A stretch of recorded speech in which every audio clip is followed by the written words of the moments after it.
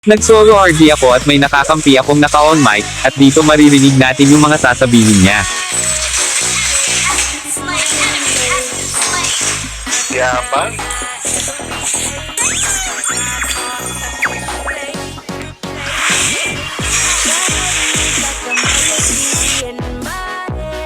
Okay, magindi dyan ka.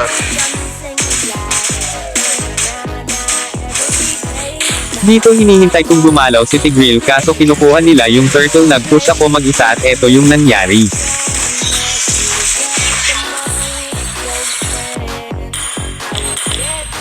Ba't alam niya?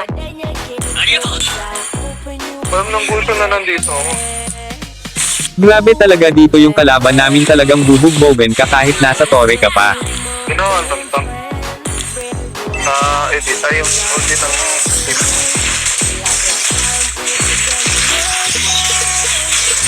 Oh, speaker pa pala yun. Okay, yan. Ito precaution.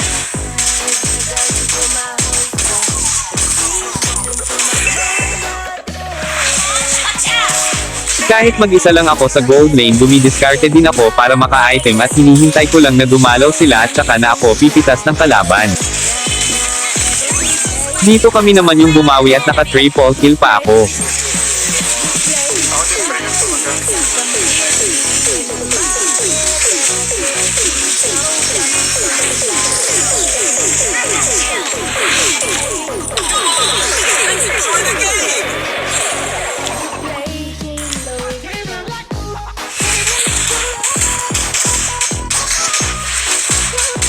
Okay, tignan mo yung score ko.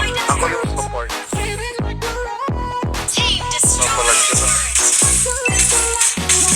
Wala akong makil. Hindi, wala akong makil. Naiinit ako eh. Sumama na ako dito sa kanila at nagkamali ako kasi gumit na ako sa class.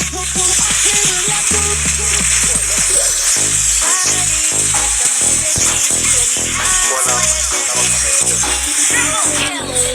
Yan lang yung pag wala pa ako ng elbow, pag-quit talaga ako. Ayan na. Ito na yan. True moment. Dito tatapusin ko na sana kaso isang minions na lang yung kasama ko kaya naghintay ako ng timing. Ginagawa ko pa. Para daw mag-critical yung mga racket. Dito na yung last clash namin kasi sobrang laki ng lamang namin sa kalaban kaya tinapos na agad namin.